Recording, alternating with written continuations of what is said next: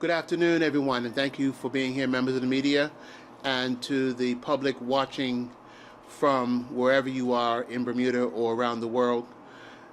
We are happy to have you here to give you an update on our efforts to enhance Bermuda's agricultural production and to reduce our dependency on imported food and enhance local food security. As many may know, Bermuda is, of course, heavily reliant on the importation of food and has been for many, many years. But this leaves us vulnerable to disruptions of what happens with the global supply of food or shipping or any other disruptions that might happen that we have no control over. Whether it be weather, whether it be security concerns, or things that happen at ports. As many of you may have heard, there were threats of strikes on ports on the east coast of the United States and even on other coasts, which do disrupt how we get our food. These risks highlight a critical need for us to try and our best to bolster local food production and to increase especially the storage capacity. Without storage, it's difficult to have sustainable food supplies. Even the Bible stories talk about how they needed to have storages of grain in order to feed the people, not just taking it straight from the fields, but storing it so that people would have food. It's no different in these times. Good storage ensures good food supply. Recognizing this challenge, the agriculture crop strategy was devised in 2016 and laid out the foundation for a more resilient, self-sufficient agricultural sector. One of the key recommendations was to establish a centralized facility to support food production and to ensure adequate storage for locally grown crops.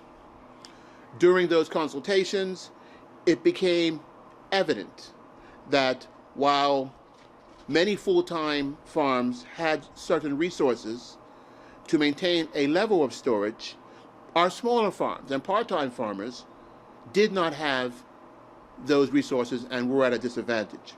This significant gap became a major bottleneck, limiting many farmers' ability to produce and to provide supply of essential food items, and limiting their ability to expand production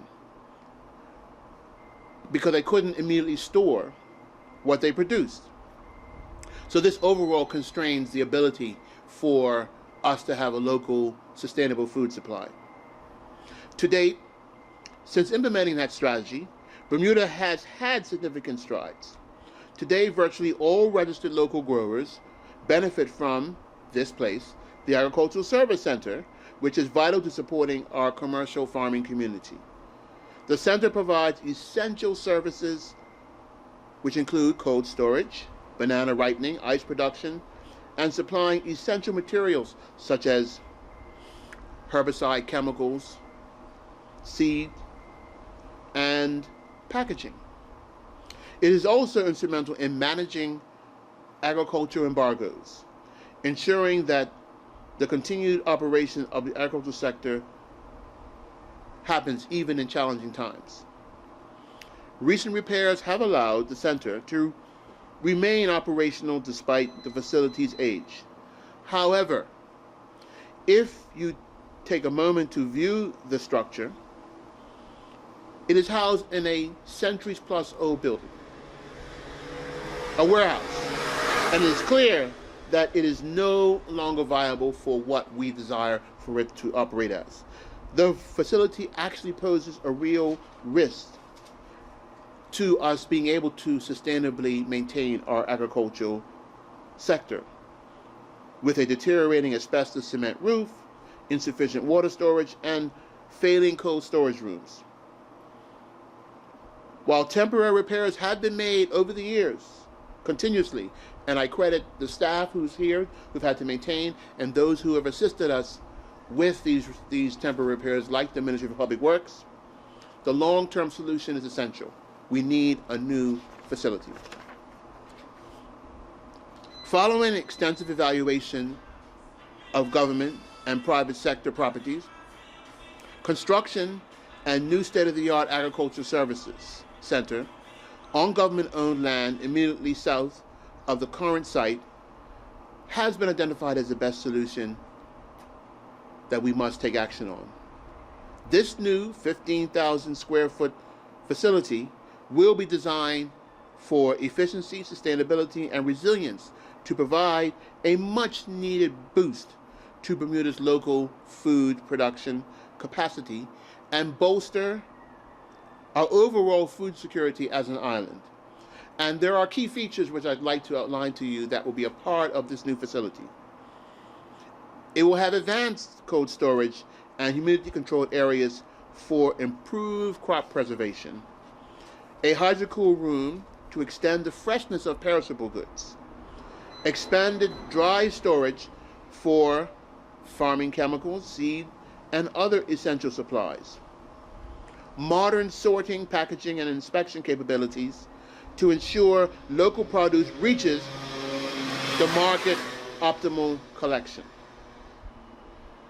and systems that minimize environmental impact, a backup generator to ensure continued operation during any power disruptions that might happen.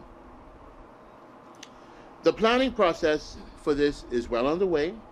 Brunel Engineering Limited has provided detailed designs, with initial project management being led by the Ministry for Public Works, Estates Department, and also the Department of Land and Buildings.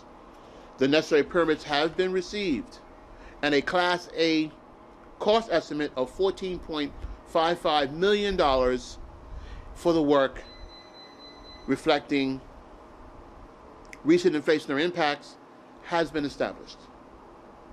The Ministry of Home Affairs has submitted a request as part of the 2025-2026 budget allocation, and once approved, the development is expected to last about 2 years duration. This facility is not just an infrastructure project. It is a cornerstone of our integrated agriculture strategy, which I have discussed in the past, and a key initiative as part of the economic recovery plan which the government has been pursuing. Without this facility, our efforts to advance local food production cannot be successful and will remain constrained to its limited level that it is right now. And job creation, which can be a part of agriculture, and leaving Bermuda's vulnerable continuously to instability in food supply and the shocks internationally will remain if we do not have a newly developed facility. Moreover, we all experience yearly hurricanes, and the damage that happens to crops then and this facility is why we need to make the investment. A severe storm, as we know, and we've seen this year on year, not only destroy the stored produce here, but also bring the island's agricultural operations to a standstill, because without the storage, growing and saving crops will not be able to happen for an extended period. And this is something that the island cannot afford to allow to happen. So we are confident this project will be considered critically needed as an investment for the future. And it's one that the Ministry of Home Affairs has been advocating to have supported for many years. One of the strengths of food security is that this will support our farmers, it will create more sustainability in our agricultural system, and will reinforce our commitment to ensure that Bermuda has a sustainable food supply. Now, we know that having 100% food supplied locally is not possible. Those years have gone. That's a Bermuda of over 100 years ago. But we can have quality produce and food grown here locally and provided to the community. And this facility is crucial to ensuring that we have sustainable supply and the ability to do that with all that it can do. This facility will have renewable energy. It will be a modern facility in all of its features as well, so that it reflects where we want to go when it comes to sustainable development and sustainable progress for Bermuda, and also complement the natural environment, of course. So thank you for coming, and with that, I'll take any questions. Thank you, Minister. We now ask questions of the media. Thank you, Minister, for your remarks. Elisa Bernardo with Bermuda Broadcasting. How are you? Good, thank you. My first question is, you mentioned that the project is projected to cost around $14.55 million. How do you justify that steep price tag to the public? Well, this is what has been assessed by those who know about development. It was probably less costly some years ago, but inflation, we know the impact inflation has had on the cost of building, on the cost of materials, and the cost of essential items and manufacturing globally is why this price is more than it is. It hasn't perhaps changed as much from the original estimate that we got a few years ago, but as we know, inflation and those pressures have impacted because everything has to be imported that will contribute to the development of this particular facility, and all those costs are factored into the $14.55 million. Understood. And you cite the new facility as a critical need for the island's future in regards to food security. How have the plans been received by local farmers? This is something that the farming community has been advocating for from the time that I became a part of this ministry and responsible for the environment. And my own inspection of the facility, I have from the very inception advocated for its redevelopment, because I also thought that not only should it be redeveloped, but it's also an opportunity for the government to lead by example with showing how a commercially built structure could be environmentally enhancing with sustainability built in mind, with renewable energy, with battery storage, to have its design be environmentally sustainable and complementary. But this will help support the expansion of the actual industry, which is what we want. We just don't want the same industry to be maintaining itself. It is not as a big contributor to the economy as we'd like. With a modern facility, we can grow agriculture, and that's what's important. Grow jobs, grow opportunity, and grow income into the economy. And just lastly, how will you ensure the long-term feasibility of the new facility? Will there be a rigorous maintenance schedule to ensure that the facility is well taken care of?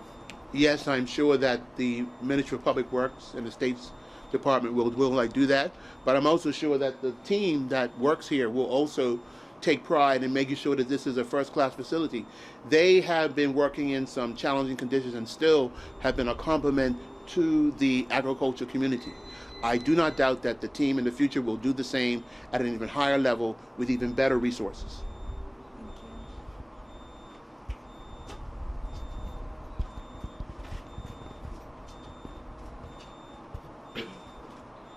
Okay.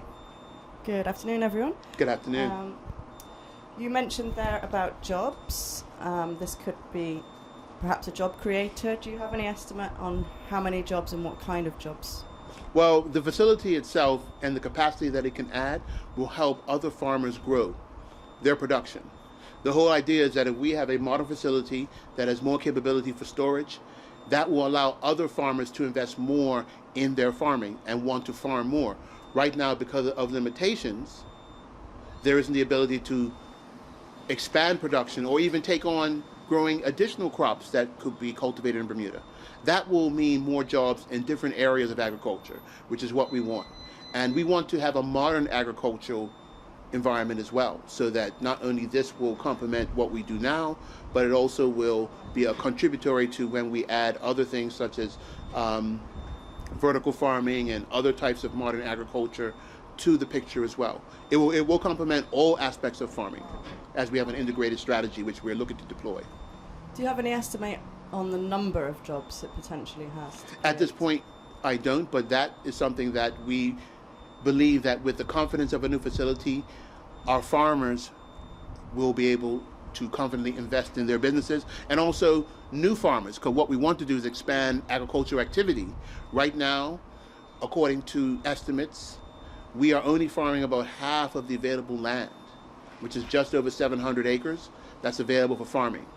If there are greater resources available, farmers can confidently expand their operations and also employ more people, make more investment, and grow the farming contribution to the economy. Sure. You mentioned you had some support from the industry, so there's been consultation on this. Were there any objections, and can you go into them?